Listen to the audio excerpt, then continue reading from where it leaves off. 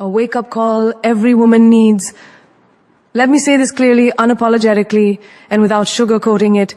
Being a nice girl has cost you too much. Your time, your energy, your dreams, and sometimes your self-respect. 2026 is not the year to be liked. It is the year to be remembered. You were taught that being quiet is graceful, that agreeing is polite, that sacrificing yourself makes you lovable. But nobody told you the price of that lesson. They didn't tell you that nice girls are often ignored, not admired. That nice girls are overworked, not appreciated. That nice girls are remembered only when someone needs something. And here's the brutal truth. The world does not reward niceness. The world rewards clarity, courage, and confidence. In 2026, you don't need to be softer. You need to be stronger. Stop apologizing for your ambition. Stop shrinking your dreams to make insecure people comfortable. Stop explaining yourself to people who have already decided not to understand you. You are not too much. They are simply not enough to handle your power. A nice girl waits for permission. A powerful woman takes responsibility. A nice girl avoids conflict. A powerful woman chooses self-respect, even if it creates discomfort. A nice girl hopes someone will notice her worth. A powerful woman knows her worth and acts like it. 2026 is your upgrade year. No more overgiving, no more people-pleasing, no more emotional discounts. You don't need to raise your voice to be powerful. You don't need to be rude to be respected, but you do need boundaries so strong that only the right people stay. Let them call you changed. Growth always looks threatening to those who benefited from your silence. Let them say you're selfish. Self-focus is not selfish. It's survival. You were not born to be convenient. You were born to be limitless. In 2026, stop being the nice girl who waits, become the woman who walks in, owns the room and rewrites the rules, because when you stop trying to be liked, you finally become unstoppable. Niceness without boundaries is not kindness, it is self-betrayal. It is when you smile while your heart is exhausted, when you say it's okay while something inside you is breaking.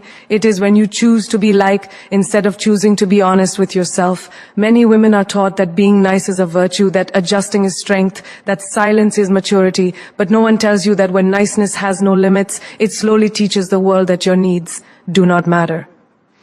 Think about daily life. You agree to help even when you are tired, because you don't want to disappoint anyone. You stay late, reply fast, show up always. And what happens? People begin to expect it. Not appreciate it, expect it. Your availability becomes your identity. The moment you say no, suddenly you are changed, selfish, or difficult. That is the price of unbounded niceness. People get comfortable taking and uncomfortable giving back.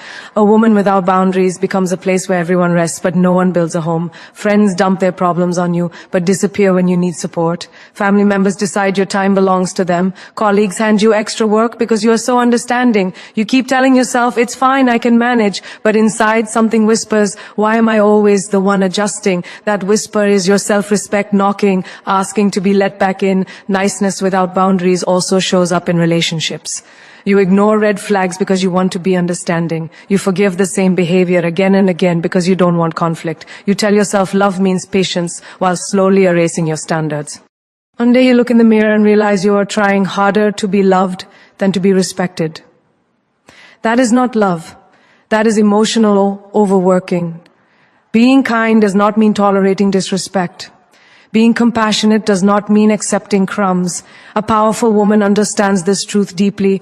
Boundaries do not make you cold, they make you clear. They are not walls to shut people out. They are doors that decide who gets access and who does not. Look at how boundaries change everyday situations.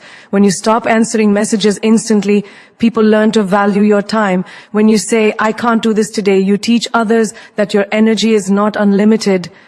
When you express discomfort instead of laughing it off, you protect your dignity. These small acts may feel uncomfortable at first because you were trained to prioritize harmony over honesty, but discomfort is often the sound of growth happening.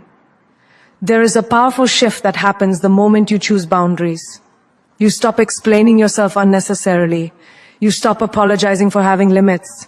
You stop negotiating your worth. You realize that you do not need to be available to be valuable.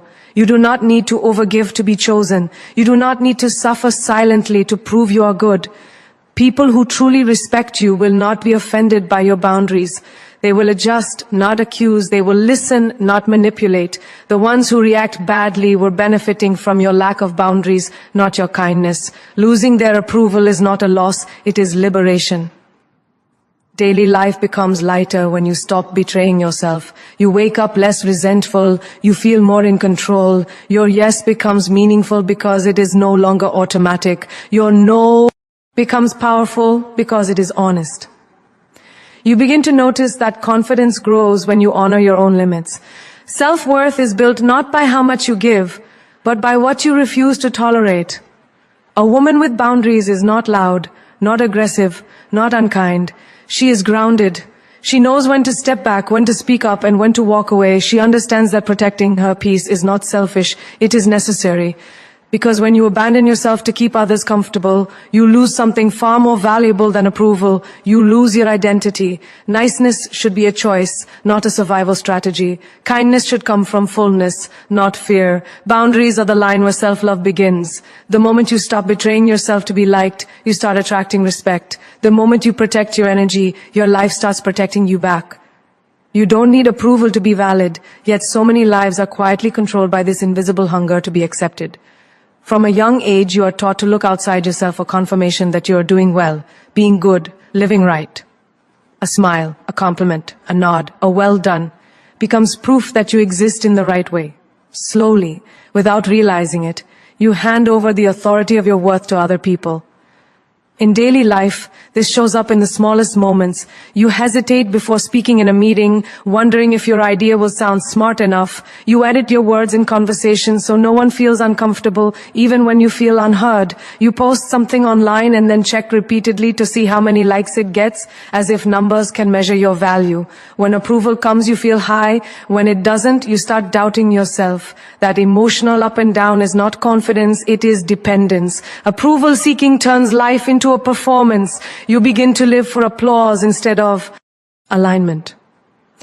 You choose what looks acceptable instead of what feels right. You say yes when your heart says no, because rejection feels scarier than self-betrayal. Over time, you forget what you actually want because you are too busy trying to be what others expect.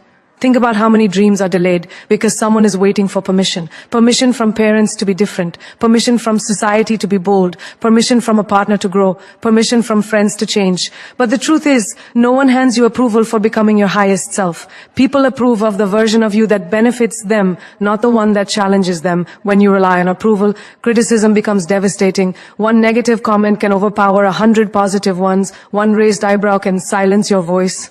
One person's disapproval can make you question your entire path. That is the cost of outsourcing your self-worth. You become fragile, not because you are weak, but because your foundation is built on opinions that constantly shift. There is a different way to live. It begins the moment you decide that your inner truth matters more than external validation. When you trust yourself, you stop explaining every choice. You stop defending your growth. You understand that being misunderstood is often a sign that you are evolving beyond familiar patterns. Look at daily courage. The courage to wear what you like even if it doesn't follow trends. The courage to say no without giving a long explanation. The courage to walk away from spaces where you feel small, even if others think you should stay grateful. These acts may look ordinary, but they are powerful declarations. I trust myself enough to stand alone if I have to. People who live without needing approval move differently. They listen, but they do not collapse under judgment. They consider feedback, but they do not surrender their identity to it. They understand that not everyone will understand them, and they make peace with that. Freedom begins when you realize that being liked by everyone is impossible, but being true to yourself is non-negotiable. In relationships, approval seeking often disguises itself as loyalty. You shape yourself to fit someone else's expectations. You stay quiet to keep the peace. You shrink your opinions to avoid arguments. But love that requires you to erase yourself is not love, it is compliance. The moment you stop chasing approval, your relationships either deepen with honesty or fall away with resistance. Both outcomes are progress. In work and ambition, the same truth applies. You don't need constant recognition to know you are capable. You don't need praise to justify effort. When you believe in yourself, you take risks even when no one is clapping yet. You keep going even when results are slow. You trust the process because you trust your vision. Validation from others can feel good, but it should never be the source of your confidence. Confidence is built quietly, in the moments when no one is watching. It grows when you keep your promises to yourself. It strengthens when you choose integrity over image. It solidifies when you stop asking, do they approve? And start asking, does this align with who I am becoming? The most powerful shift happens when you stop waiting to be chosen and start choosing yourself. You realize that your worth was never up for debate. You don't need permission to exist loudly, to dream boldly, or to live differently. The moment you stop seeking approval, you reclaim your energy, your clarity, and your authority over your own life. People-pleasing is fear dressed as politeness. It looks gentle on the outside, but inside it is driven by anxiety, by the constant worry of losing acceptance, love, or belonging. It is not kindness, it is survival mode. It is the habit of shaping yourself into what feels safest so that no one walks away, no one gets upset, no one withdraws affection. You call it being nice, but fear is quietly holding the steering wheel. In daily life, this fear shows up in very ordinary moments. You agree to plans you don't want because you don't want to disappoint anyone. You laugh at jokes that make you uncomfortable because you don't want to seem sensitive. You stay quiet when something hurts you because you fear being labeled dramatic. On the surface, everything looks calm. Inside, you feel tight, tense, exhausted. That exhaustion is the cost of constantly choosing comfort for others over honesty for yourself. People-pleasing often begins early. You learn that approval equals safety. When you behave in a way that makes others happy, you receive praise, affection, or peace. When you don't, you face criticism, silence, or rejection. Over time, your nervous system learns a dangerous lesson. If I keep everyone comfortable, I will be okay. So you become skilled at reading rooms, moods, and expectations. You sense what people want before they say it, and you rush to deliver, even if it costs you. This fear-based politeness shows up strongly in relationships. You forgive too quickly, not because you've healed, but because you're afraid they'll leave. You accept behavior that doesn't sit right with you because you don't want conflict. You say it's fine when it isn't, hoping the feeling will disappear on its own. But unspoken resentment doesn't disappear. It sinks deeper. And one day, it turns into emotional distance, burnout, or quiet anger you don't recognize anymore. At work, people-pleasing looks like overworking without boundaries. You take on extra tasks even when your plate is full. You respond instantly to messages to prove reliability. You avoid asking for credit or compensation because you don't want to seem demanding. Politeness becomes a mask that hides your fear of being replaced or judged. The result is not appreciation but expectation. The more you overgive, the more people assume you always will. Fear dressed as politeness also shows up in conversations. You soften your opinions, add disclaimers, and apologize before speaking. I might be wrong, it's just my thought. Sorry if this sounds bad. These words are not humility, they are shields. You are bracing for rejection before it even arrives. Slowly your voice loses strength because you've trained yourself to believe it needs permission to exist. The most painful part of people-pleasing is how invisible it makes you feel. You give so much, yet you feel unseen. You are present everywhere, yet deeply disconnected from yourself. You start wondering why people don't show up for you the way you show up for them. The truth is, when you never express your real needs, people don't learn how to meet them. Politeness rooted in fear keeps you small. It convinces you that your value depends on being agreeable, flexible, and easy. But real respect is not built on how convenient you are. It is built on honesty, clarity, and self-trust. The moment you begin to speak truthfully, even gently, you feel the fear rise. Your heart races, your voice shakes. That fear is not a sign you're doing something wrong. It's a sign you're breaking an old pattern. Daily courage looks like small, uncomfortable choices. Saying no without over-explaining. Pausing before automatically agreeing. Letting someone feel disappointed without rushing to fix it. Expressing a preference even if it goes against the group. These moments feel scary because they challenge the belief that you must earn your place by pleasing others. When you stop people-pleasing, some people will react. They may accuse you of changing, they may say you're becoming selfish. What they're really reacting to is the loss of control they had over your silence. Not everyone benefits from your growth, and that does not make your growth wrong. Choosing honesty over politeness is not about being rude or harsh. It's about being real. It's about allowing your yes to mean yes and your no to mean no. It's about understanding that discomfort is not danger. Rejection is not death. Conflict is not collapse. These fears lose power the moment you stop obeying them. When fear no longer dictates your behavior, your energy changes. You feel lighter, clearer, more grounded. You begin to attract people who respect you, not because you bend, but because you stand. You realize that peace does not come from keeping everyone happy. It comes from no longer abandoning yourself to keep others comfortable. Ambition is not arrogance, yet so many people are taught to confuse the two. The moment you dream bigger, speak louder about your goals, or refuse to settle for less, the world becomes uncomfortable. Suddenly, your confidence is labeled pride, your clarity is called ego, and your hunger for more is seen as entitlement.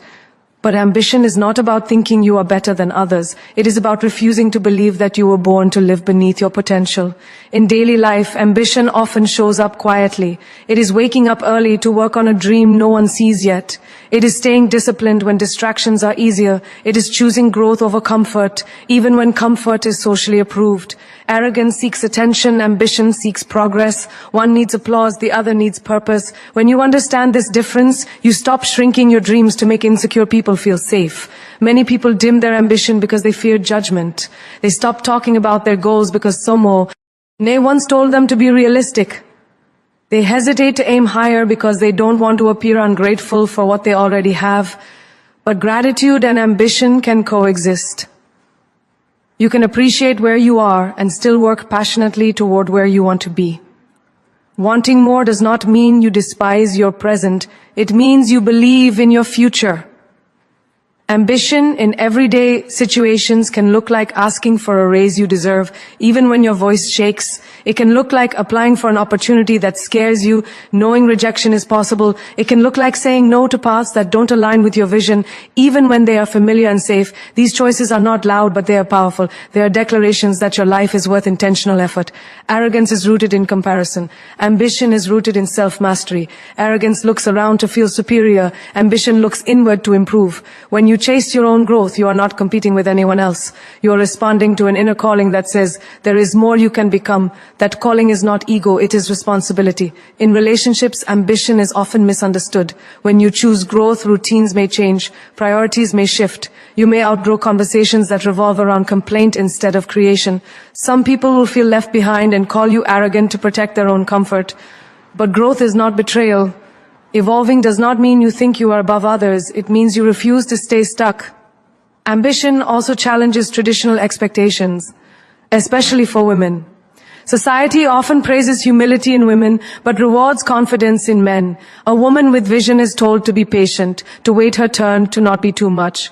But ambition does not make a woman aggressive. It makes her alive. It gives her direction, discipline, and dignity. When she owns her goals, she teaches others how to respect her boundaries and value her time.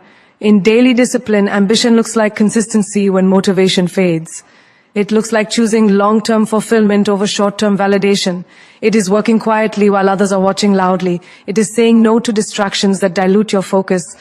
None of this is arrogance. Arrogance wants to be seen. Ambition is willing to be misunderstood. People who lack ambition often mistake it for ego because ambition exposes their own fears. Your drive becomes a mirror they didn't ask for.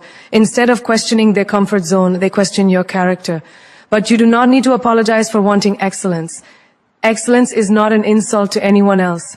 When ambition guides you, you stop asking for permission. You stop waiting to be discovered. You take ownership of your path. You understand that confidence does not require arrogance and humility does not require self-denial. True ambition is humble because it knows there is always more to learn, more to refine, more to become. Daily life becomes purposeful when ambition is embraced. You walk with intention, you speak with clarity, you invest your energy wisely, you no longer confuse loudness with leadership or silence with humility. You understand that ambition is simply the courage to honor the potential placed within you. The world does not change because of arrogance. It changes because of ambitious people who refuse to believe that average was destiny, who kept moving even when misunderstood, and who trusted that wanting more was not a flaw, but a calling. Silence is no longer your strength. For a long time you were taught that staying quiet makes you graceful, that endurance equals maturity, that swallowing your words keeps the peace. You were praised for being calm, for not reacting, for being understanding. But what end? Oh, one told you is that silence, when it becomes a habit, slowly turns into a cage. It protects others from discomfort while leaving you alone with unspoken truths. In daily life, silence often appears harmless. You let a disrespectful comment pass because you don't want to create tension. You stay quiet in meetings even when you have ideas because you don't want to sound pushy. You allow people to interrupt you, overlook you, or decide for you, telling yourself that your time will come. But time does not reward silence. Clarity does. The world listens to those who speak with conviction, not those who wait quietly to be noticed. Silence becomes dangerous when it teaches people how to treat you. When you don't speak up, others assume you're okay. When you don't object, they believe they have permission. Over time, your quiet endurance is mistaken for agreement. And one day you realize that the life you are living was built on decisions you never voiced. In relationships, silence often disguises itself as loyalty. You avoid expressing hurt because you don't want arguments. You keep your needs hidden because you don't want to seem demanding. You choose peace over truth, not realizing that peace without honesty is temporary. Resentment grows in the spaces where words were never spoken. Love cannot thrive where silence replaces communication. At work, silence costs more than people realize. You work hard but don't advocate for yourself. You let others take credit because you don't want conflict. You accept less because you're grateful for the opportunity. But gratitude should never require invisibility. When you don't voice your value, others won't announce it for you. Talent without voice often stays unseen. Silence also shapes your inner world. Every time you don't speak, a message is sent inward. My feelings are not important. Over time, this message becomes belay. You start doubting your instincts. You second guess your thoughts. You feel anxious about expressing yourself even in safe spaces. Silence trains you to disappear from your own life.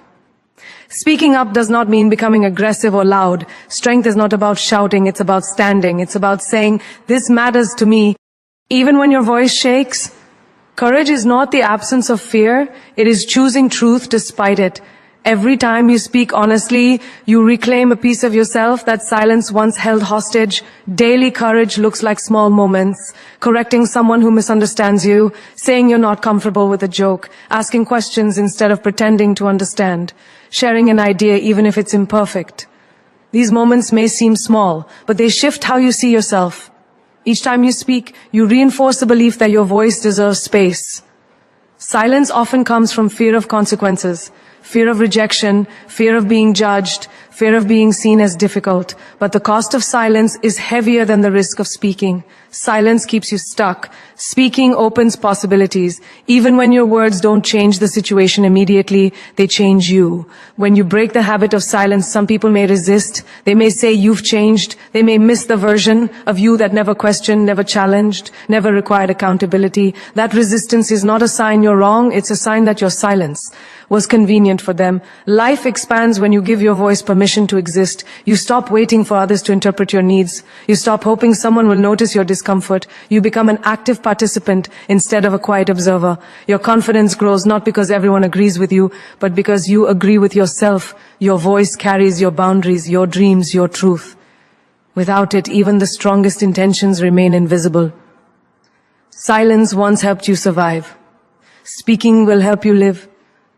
Boundaries will offend the wrong people, and that is not a problem, that is proof. Proof that you are no longer available for exploitation disguised as love, obligation disguised as loyalty, or manipulation disguised as see. When you begin to protect your time, energy, and emotions, the people who benefited from your lack of limits will feel uncomfortable. Their discomfort is not your responsibility. In daily life, boundaries start very simply. You stop answering calls immediately. You say you are unavailable without giving a long explanation. You decline plans that drain you, even if you used to always say yes. Suddenly, reactions change. Someone says you've changed. Another says you're being selfish. What they are really saying is, your boundaries are interrupting my access to you. That interruption is exactly the point. Boundaries expose intentions. People who genuinely care about you will respect your limits, even if they don't always like them. They may ask questions, they may adjust, but they won't attack your character. The ones who guilt trip, pressure, or punish you for saying no were never entitled to unlimited access in the first place. Boundaries don't create conflict, they reveal it. In relationships, boundaries can feel terrifying because you fear loss. You worry that if you speak up, you'll be abandoned. But staying silent to keep someone close is a slow form of self-erasure. When you finally say, this doesn't work for me or I need more respect, the reaction tells you everything. Love that demands silence is not love. Connection that survives only when you overextend is not connection worth keeping. At work, boundaries challenge unhealthy norms. When you stop taking on extra work without recognition, some may see you as less cooperative. When you protect your time and stop overperforming for free, expectations shift. But professionalism does not mean exhaustion. Dedication does not require self-neglect. The colleagues who respect your boundaries will also respect your competence. The ones who resent them were relying on your overgiving. Boundaries, ALs. Oh, offend in families where patterns run deep. When you stop being the fixer, the emotional sponge, or the always available one, resistance appears.